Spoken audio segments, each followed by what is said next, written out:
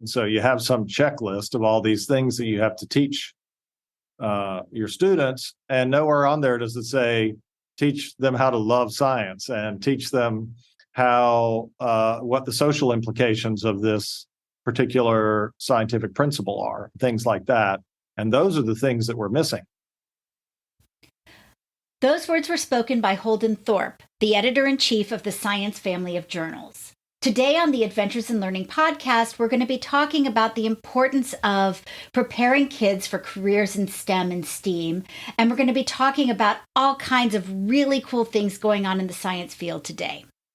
I've known Holden since we were both kids growing up in Fayetteville, North Carolina, and involved in the Fayetteville Little Theater, which is now the Cape Fear Regional Theater.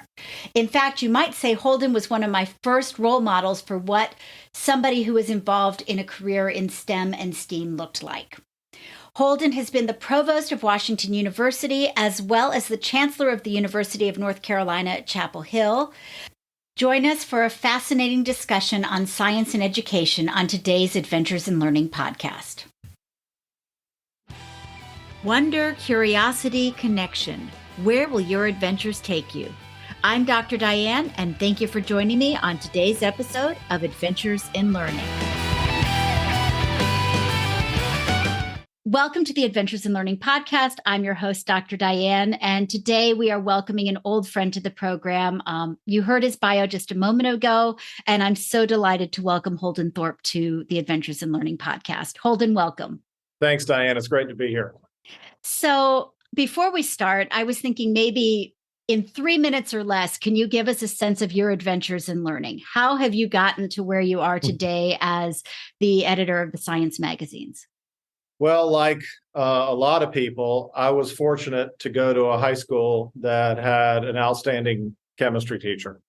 I hadn't thought about being a scientist. I knew I was good at math, but I really fell in love with science when I had a great teacher who took an interest in me and taught me how beautiful chemistry is. And then I had a great experience in college. I was going to be a pre-med because I never met any scientists before. Growing up in our hometown of Fayetteville, North Carolina, there aren't a lot of scientists running around. And but when I got to college, I had professors who were doing research, and I took a lot of interest in that. And so I changed my plan and didn't go to medical school, but I went to get a Ph.D. in chemistry instead.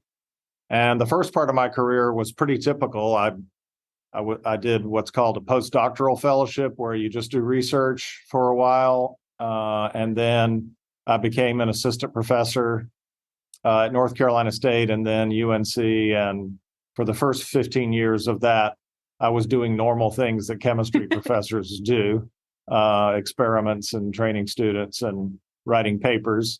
Then I went off on an administrative adventure as the chancellor of UNC and the provost of Washington University in St. Louis. And when that was over, I went back to science, and I got the dream job of any scientist, which is to be the editor-in-chief of Science and the Science family of journals.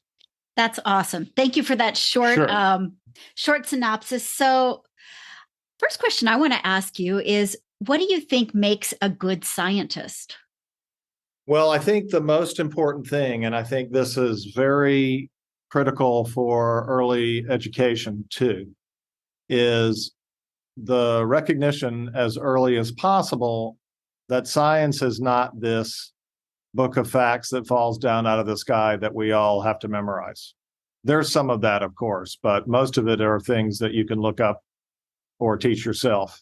What's most important is the recognition that science is a process. It's a process carried out by human beings who have all the flaws that human beings have when we do anything else. We're not special in that regard. So that means science has a lot of the problems that we see in other parts of society.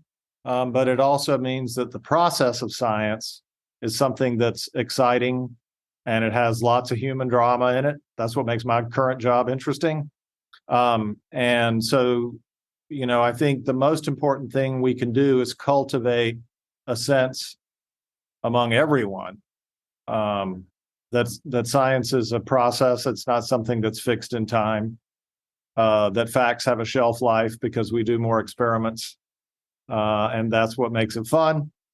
And the people who get that the soonest are the ones who do the best if they want to be a scientist.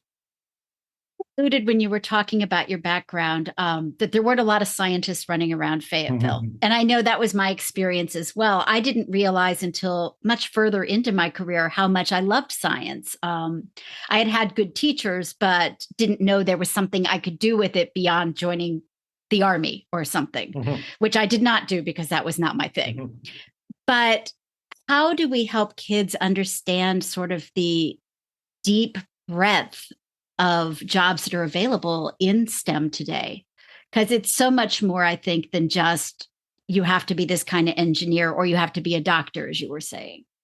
Right. I mean, it's critically important, and we've done a very bad job. We've done a bad job because, for one thing, the college professors don't really help us very much, because all they know about are people who became scientists and then became college professors. So we all have to rededicate ourselves, and academia has probably the most work to do on this, to not only letting students know that you don't have to wear a lab coat and hold a pipette in your hand for 40 years to be a scientist. You can do lots of other things. In my particular line of work, there's 160 people who work for me. Most of them have at least an undergraduate degree in science. Many of them, the editors, have much more education and experience than that. And we run the most influential source of scientific information in the world. We don't do experiments. We don't, but we know a lot about experiments. And the colleagues that I work with know about every kind of experiment. So just that is important, but we need people in science policy. We need outstanding science educators. We need people who are good at communicating with the public about science. I mean, a lot of what we have seen with denial of COVID and climate change is a product of the fact that we haven't prioritized all the other things that scientists can do besides doing experiments and putting them in the literature. And so that's why one of the reasons it's great to see you again, but that's also one of the reasons why I was eager to come on your podcast. Well, I'm so excited that you're here. You know, that's one of the things that I'm thinking about in terms of early childhood and elementary in particular, is how do we share these stories in a way that we get kids excited? And, you know, we start off with a lot of hands-on exploration. We allow them to sort of get to know their world, to focus. And I feel like somewhere between that early childhood point and when they hit you in college, that gets lost in translation. And so from your perspective, having seen it through higher ed and now seeing it as editor-in-chief of the magazine, what are some things you think that maybe as educators we ought to be stepping up to do a little bit better? Yeah, I mean, I think the most important thing is, and this is certainly true in K through 12, it's even more true in higher education. We don't need all these redundant requirements anymore. You can teach yourself anything if you want to learn it, and you can find all the materials you need to do that easily now. There are so many outstanding pedagogical tools for people to learn science. There's great videos on Khan Academy, and there are outstanding science writers who write about things, and there's a vast internet of scientific literature. And so we need to focus on teaching people to enjoy science, to understand the process, and to learn how to teach themselves. So, you know, I really get on the case frequently of the engineers because they pile their degrees full of class after class on mass transport and thermodynamics and all this stuff. And they don't teach the history of science and enough about how science affects society for engineers to understand that. And that error of thinking goes all the way down to K through 12, because, you know, in K through 12, in a way, you have even more standards. And so you have some checklist of all these things that you have to teach your students, and nowhere on there does it say teach them how to love science and teach them how what the social implications of this particular scientific principle are, things like that. And those are the things that we're missing. We don't need, we're really, really good at the reductionist part of science. We got those COVID vaccines in record time.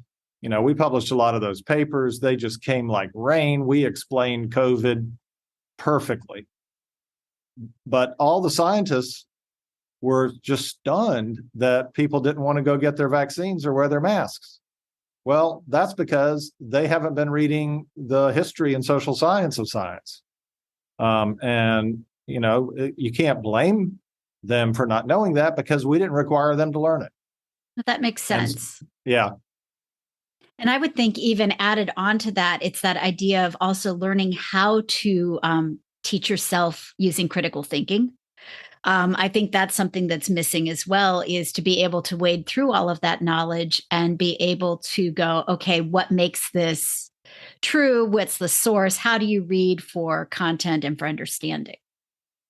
And I think that would be another factor that you'd want to be teaching kids as we're going through and thinking about that love of science. And then also, how do you read and trust what you're reading? Absolutely.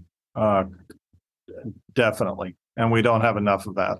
So, and I think, even in informal science education, as you know, I didn't include this stint of my life, but for 4 years I ran a planetarium. That's awesome. And I had I worked with people who really knew a lot about K through 12 education. And of course, coming in as a practicing scientist, I was wanting to cram all this material into all of our programs. And, I worked with a really great elementary ed expert who one time just got so frustrated with me. She didn't grab me by the shirt, but she did figuratively. And she said, "They're in the third grade." And I think a lot of the people who are crafting all of this stuff don't get that, and don't get that, this all starts in cultivating, well-being and confidence and all of those things. Most people could teach themselves anything if they want to and if they believe they can do it. Right. That's what we need to instill in folks. Right. We start with curiosity, we start with wonder, and then we learn how to learn as we go through, I think. Right. Yeah. Amen.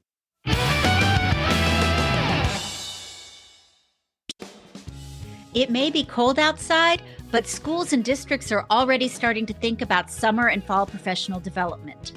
Are you looking for a professional development workshop that will help you learn how to build connections between multicultural picture books, authentic STEM experiences, and your curriculum? Look no further. Dr. Diane's Adventures in Learning has workshops for everybody.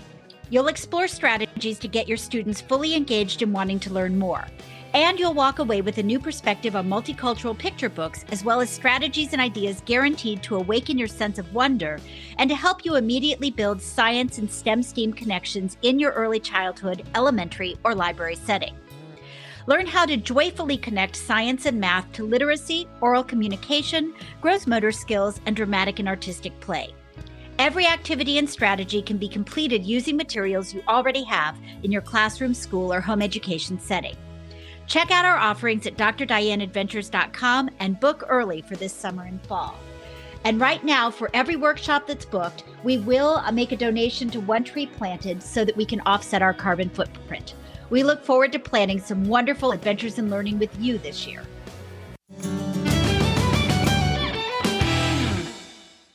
So from where you are right now, what do you think are the biggest issues that are facing us today in terms of maybe some of the coolest science coming down the road, some of the stories that you think we should be paying attention to that maybe we aren't?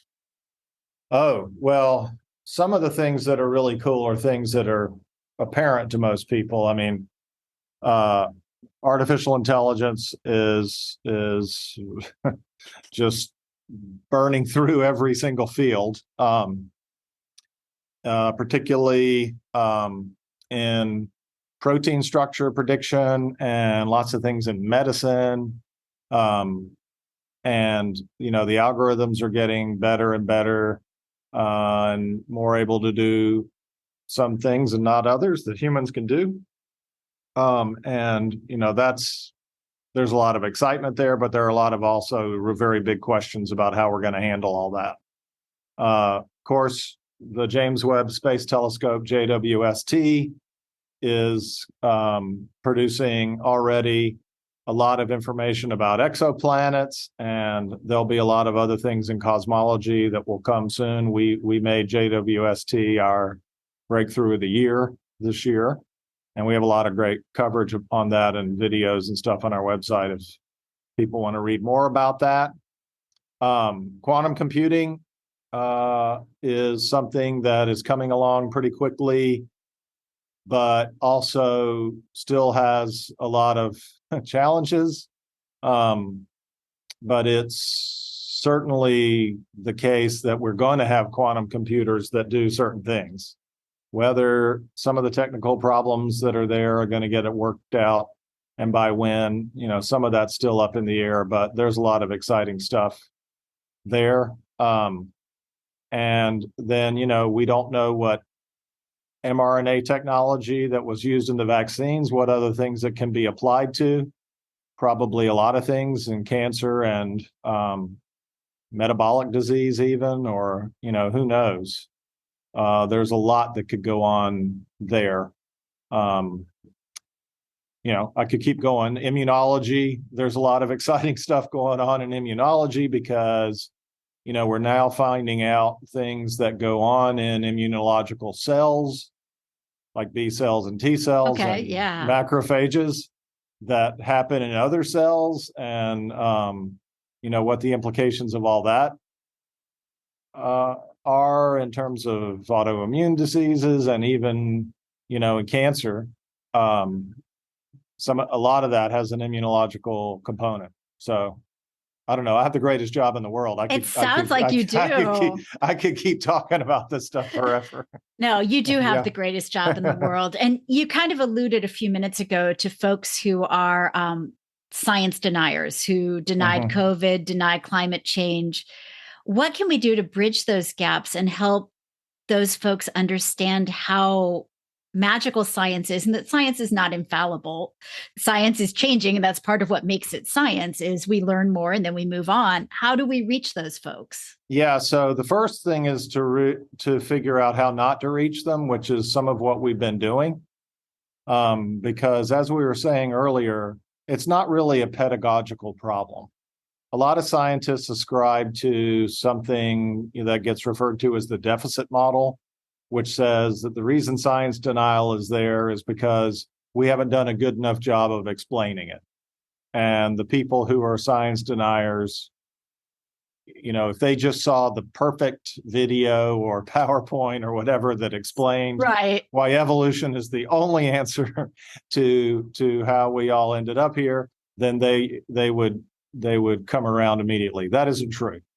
The human mind is amazingly capable, and in everyone, and people learn things if they want to. And so science denial is not pedagogical, it's ideological. It's because their political views conflict with science, or their religious views conflict with science. So you're not going to solve it by just bombarding people with really great videos, which is unfortunately what a lot of practicing scientists think we should do. I get all the time, why don't you put more of those cool videos on your website so that, all these science deniers will realize they're wrong. I'm happy to have cool videos on my website. We have a lot of them, but it's not going to address that particular problem. Right. So, part of it is we're just wasting effort on the wrong things. And we have to get past that. And my role is to explain this to scientists more than anybody else. So I try to write a lot about how the history of the last 100 years or so, really more, but that's a good enough chunk to focus on. That takes you back to the Scopes trial. how the history of the last 100 years has led to this point. And, COVID denial didn't just fall out of the sky. Right. It's a product of 100 years of history. And it really, the most important influencer is the tension between individualism and collective behavior, and between economic freedom and regulation. So the people who are against COVID vaccines are people who think they ought to be able to decide for themselves whether to get a vaccine, and who believe that we shouldn't have the government telling them to get their vaccine. And those are ideological views that have nothing to do with whether Science. the vaccine works. Yes, right.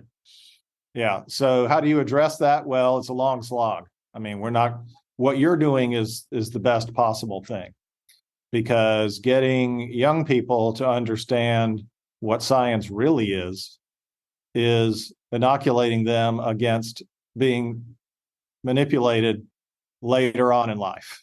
No, that makes sense. Yeah. And it's been comforting to sort of watch. My kids are Gen Z, and to sort of see the way that they're looking at science. It's very different even than I think it was a generation ago, where I'm feeling a little more hopeful as I watch the approach that they're taking. So hopefully that's good. Change of pace for a moment. Growing up, I was in awe of both you and your wife for your incredible theatrical talent. And I was always just blown away. I was sort of the tag along to see how you were able to come into a space and play any music, that you were so musical. And before I knew what STEM or STEAM, when you add the arts in, were, I had this role model that sort of made me think, wait, the arts and science kind of connect together, because you were sort of the example for that. Have you found that that is a natural connection between somebody who loves the arts and is good at the arts and also has sort of an aptitude for science? Yeah, I think there are a lot of ways in which it goes together. And yes, I see that a lot. First of all, the appreciation for and curiosity about details is something you need in both. Music is about details. It's about learning fingering and how to read music and how your instrument works, and the history of the music that you're playing and all this kind of stuff. And same thing with the theater. And science is all those things too. It's a deep interest and curiosity about how things work. So the ability to focus your mind on science and focus it on music are adjacent, I would say. I'm not a childhood education person who knows a lot about that, but certainly appears that way to me. And it's also something that requires practice and discipline and devotion to doing something well. Most of the things that go wrong in science are where people weren't as attentive to details as they should have been. And same thing with music.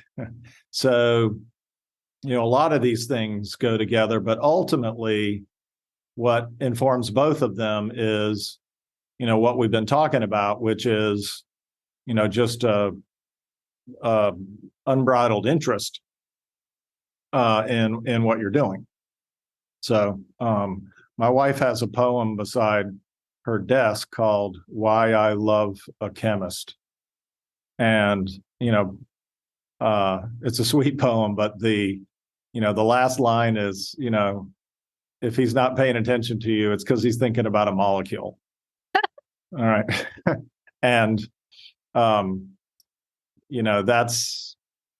that's a beautiful thing. And when musicians aren't paying attention to you, it's usually because they're thinking about musical passages or things that visualizing themselves playing things. I unfortunately I do both of these, so the people around me sometimes wonder what's going on in my head. But Are you playing music or are you thinking about a molecule? Yes, both. I love that. So just a couple more questions. Sure. So you talked about the role models you had as a boy in terms of your chemistry teacher. Are there folks that you would highlight today for kids that you think they should look to in terms of role models in science, stories that maybe we should be telling? Oh, well, I mean, I think we're in an amazing moment in chemistry where the three most important chemists in the world are all women and all won a Nobel Prize: Jennifer Doudna, Frances Arnold, and Carolyn Bertozzi. Those three, and they're amazing leaders and amazing human beings. I think and there's a whole book by Walter Isaacson called The Code Breaker about Jennifer. They're three very visible people. So I would say for today's world, those are the three people that I think are leading us right now. And I do a lot to try to amplify the things that they stand for. And I think all three of their life stories are inspirational. So that would be my answer. Oh, awesome. Well, thank you. And then what brings you hope or joy right now as you look towards the future? I still think that the scientific community is extremely capable. And if we can marry that to a better appreciation for the sociology and history of how all of it fits together, then there's even more potential.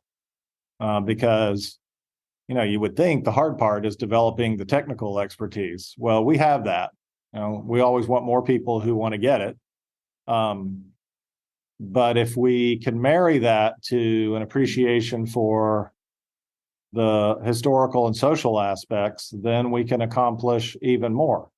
And we need to, because for all the reasons we've talked about, we're up against some serious challenges with science denial and with all kinds of political problems that are not just in the United States, but all around the world. Yeah, for sure. So yeah, it's the human potential is what gives me hope. And, I get to see the positive parts of that every time I open up another paper that comes into our journal. So that's an easy thing to be inspired by. Well, that's exciting. Holden, thank you so much for being on the Adventures in Learning podcast today. If folks want to follow your work, where should they go? Science.org is our website, and there they can find my editorials and lots of things that I write, and they can follow me on Twitter at Holden Thorp, and they can find me on LinkedIn, Mastodon, Post, Substack. I'm in the information business, so you're there. Say, hey Siri, where's Holden? You can find a lot about me. Well, thank you so much, and hopefully we've inspired a new generation of scientists to follow in your footsteps. Amen. Thanks for doing everything you're doing, Diane. Thank you. You've been listening to the Adventures in Learning podcast with your host, Dr. Diane. If you like what you're hearing, please subscribe, download, and let us know what you think, and please tell a friend. If you want the full show notes and the pictures, please go to drdianeadventures.com. We look forward to you joining us on our next adventure.